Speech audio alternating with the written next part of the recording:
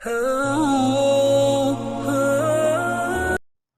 تکلیف کے جس مقام پر بھی ہوں، ہم سے آگے ضرور کچھ لوگ ہوتے ہیں۔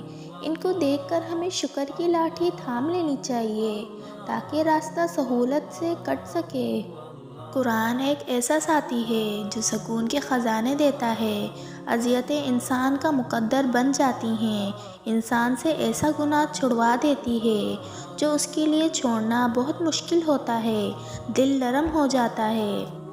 جب ہم اپنے رب سے گفتگو کرنا سیکھ جاتے ہیں تو لگتا ہے جیسے اس نے پریشان دل کو یہ سمجھا دیا ہو کہ میرے بندے نا امید مت ہو، میں ہوں نا، سب ٹھیک کر دوں گا۔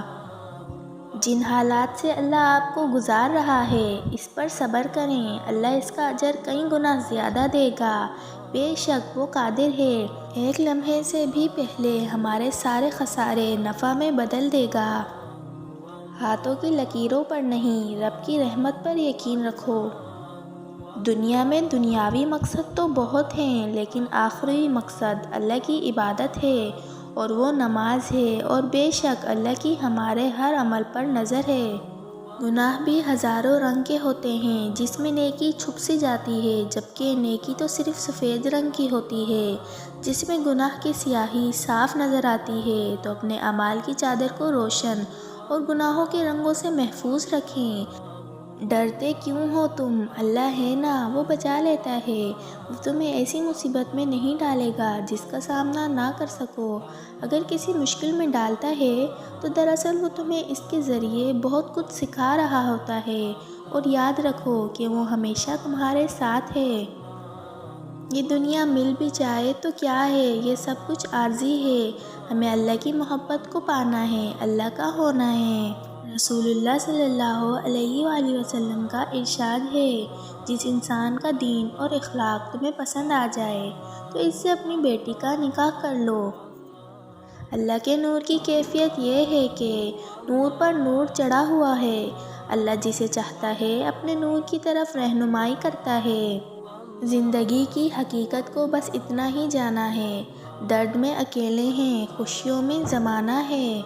اللہ کی محبت اتنی خاص ہے کہ اگر انسان جائے نماز پر صرف سر جھکا کر بیٹھا رہے، کچھ نہ بھی بولے، تب بھی وہ رب کچھ لمحوں بعد سکون بندے کے دل میں اتار دیتا ہے۔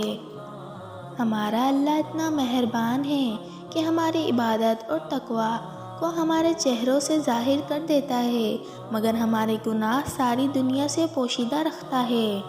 اپنی عمر کے سفر پر رواں دواں دن بدن اور مہینہ بہ مہینہ یہ سفر کٹتا جا رہا ہے، ہر گزرتے دن اور رات کے ساتھ اس دنیا سے دور اور قبر سے قریب تر۔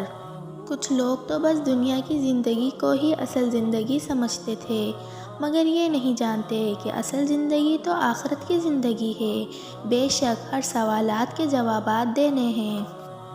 اللہ تعالیٰ آپ کی وہ دعا قبول فرما لے جس کی قبولیت کا انتظار آپ کو بے چین رکھتا ہے، اور اس میں خیر کی شکلیں واضح فرما دے، آمین۔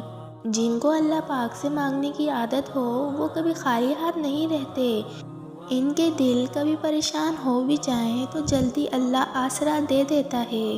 یا اللہ ہمیں اپنے سوا کسی کا محتاج نہ کرنا، آمین۔